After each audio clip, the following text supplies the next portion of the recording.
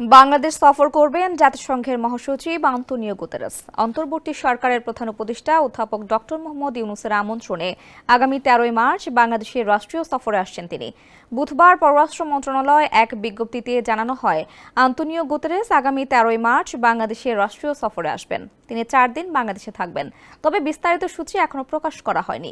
গত 7 ফেব্রুয়ারি নিউ ইয়র্কে জাতিসংঘ মহাসচিবের সঙ্গে এক বৈঠকে রোহিঙ্গা ইস্যু ও অগ্রাধিকারমূলক বিষয়ে প্রধান উপদেষ্টার high representative doctor Khalilur Rahman তার হাতে এই আমন্ত্রণপত্র তুলে দেন। সফরের আনুষ্ঠানিকতা ও কর্মসূচির বিস্তারিত পরে প্রকাশ করা হবে বলে জানিয়েছে পররাষ্ট্র মন্ত্রণালয়। এটি হবে গুতেরেসের বাংলাদেশের দ্বিতীয় সফর।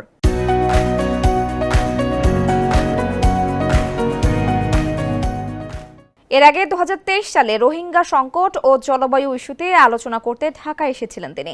এদিকে প্রধান উপদেষ্টা ডক্টর ইউনূসের অনুরোধে চলতি বছরের দ্বিতীয়ার্ধে রোহিঙ্গা বিষয়ক একটি আন্তর্জাতিক সম্মেলন হওয়ার কথা রয়েছে। জাতিসংঘের আয়োজনে কাতারের রাজধানী দোহায় এই সম্মেলন আয়োজনের বিষয়ে কথা চলছে।